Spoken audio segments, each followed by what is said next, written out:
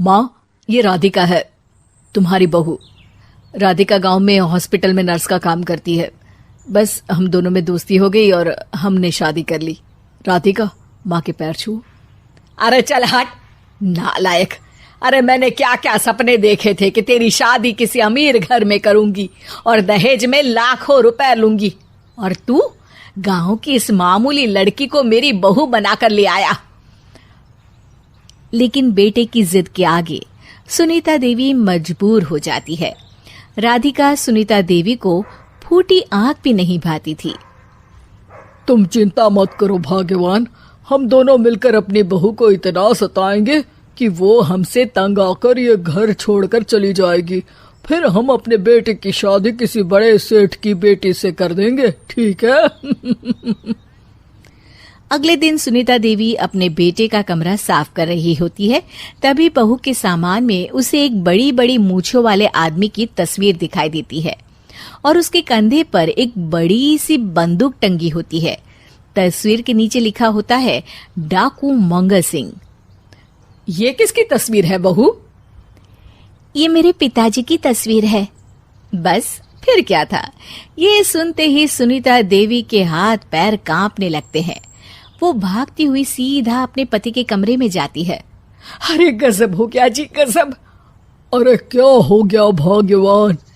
हमारी बहू एक मशहूर डाकू मंगल सिंह की बेटी है। हे भगवान, अब क्या होगा? क्या कहा? डाकू मंगल सिंह? अरे मर गए रे। सुना है वो तो बड़ा ही खतरनाक डाकू है, मारता ज्यादा है गिनता कम है। लोग पुलिस वाले भी उसके नाम से कांपते हैं। अरे सुना है वो तो हर हफ्ते 2-4 लोगों का ऊपर का टिकट कटवा ही देता है।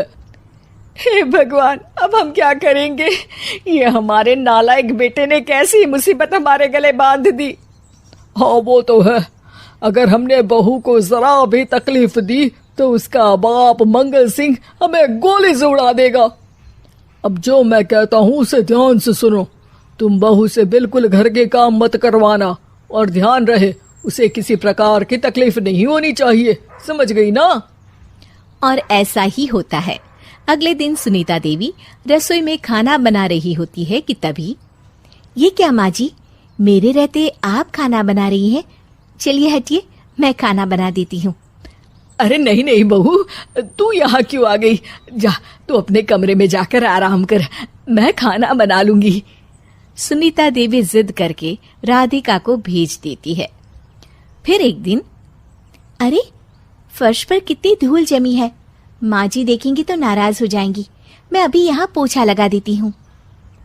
राधिका जैसे ही पोछा लगाने लगती है कि तभी उसके ससुर की नजर उस पर पड़ती है। बंसीलाल भागता हुआ वहां आता है। अरे नहीं नहीं बहू, तुम ये क्या गजब कर रही हो? बहू तो बेटी समान होती है और हम ना अपनी बेटियों से काम नहीं करवाते। तुम आराम से बैठकर YouTube पर किड लॉजिक चैनल की सास बहू की कहानियां देखो। वो लोग ना बहुत अच्छी अच्छी कहानियां बनाते हैं। सच? आप देखते हैं? अरे मैं तो रोज देखता हूँ। शहर की बहू तो मेरी फेवरेट कहानी है। हाँ, ये कहकर बंसीलाल पोछा लगाने लगता है। इस तरह राधिका के सास ससुर सारा दिन उसकी खुशामद में लगे रहते हैं और उसे किसी महारानी की तरह रखते थे। कैसा लगा बहू? पिज्जा टेस्टी तो है ना? अच्छा, मीठे में क्या खाओगी बोलो तो? माँ जी, मुझे तो काजू कतली बहुत पसंद है और उसके बाद 1 गिलास लस्सी मिल जाए तो मजा आ जाएगा। ये सुनते ही सुनीता देवी अपने पति को कोहनी मारते हुए कहती है, अरे सुना नहीं बहू क्या मांग रही है?